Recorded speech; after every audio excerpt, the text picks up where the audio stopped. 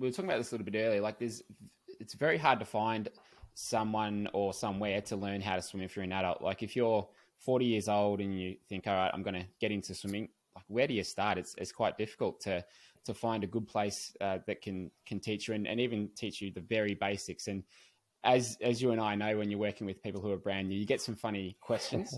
One of the questions I got was, how do you put on a swim cap? And it's like, it's inherent knowledge for us, but there's just such basic stuff that I wouldn't often consider when you're working with people who have got some experience in the pool. So how have you found it with those real beginners, like changing perhaps from going from the elite competition to back to basics?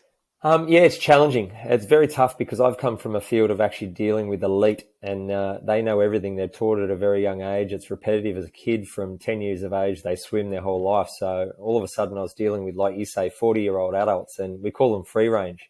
When they come down, people, like you said, they put their caps on sideways. They don't even have a clue, and the goggles are facing upside down. The speedo mark in the middle of the goggles, or the Volare mark, it's upside down. They don't even know, and all it is basic stuff. So I actually keep redefining my sessions more and more and more, and I cut back further and further because, to me, what I think is just absolute common knowledge, it is hilarious, the things that people ask.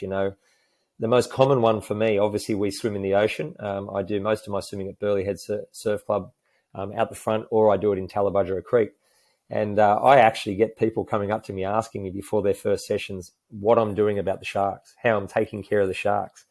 And we've got one lady that swims with 3 shark bands, so one on each ankle and one on her wrist. And she's still with us, so they obviously work. But for me, it's cutting it back. And we've got a lady in our group, Sonia, who she actually identifies the little things to me that mean nothing as gold nuggets. And every session, I hopefully give out 1, 2, or 3 golden nuggets that they can take away and put it in their toolbox and use it every time they swim. Yeah, it's and often, and that's what I've found in the last 6 or 7 years that I've been running clinics. The simplest possible version of it is the best. Like, we started with a heap of content. It's like I can't fit everything in, and then the more you do it, the more you work with people, you start to whittle it down into what's really essential. And so if they come away with 1 or 2 things, it's that they remember it, and then they can build upon it the next session. For me, it's been tough because as a head coach of a surf club, you're not only running the kids, you're running the surf club. There's so much back-end work to do, and it's all about structure and preparation. So you write your year program, you work backwards from the carnivals. And with this, I'll have a 4-week program written up for my swimmers. Mate, it goes out the door when I get down there, and there's this howling tide coming in. There's a sandbank halfway through the course. So it's about evolving and learning as you go, and you've actually got to play with it. And then the second part of that is the different abilities. So I don't judge. I don't care what level of ability you are. I'll let anyone come along, and if you can't swim, well, then I'll ask you to put fins on.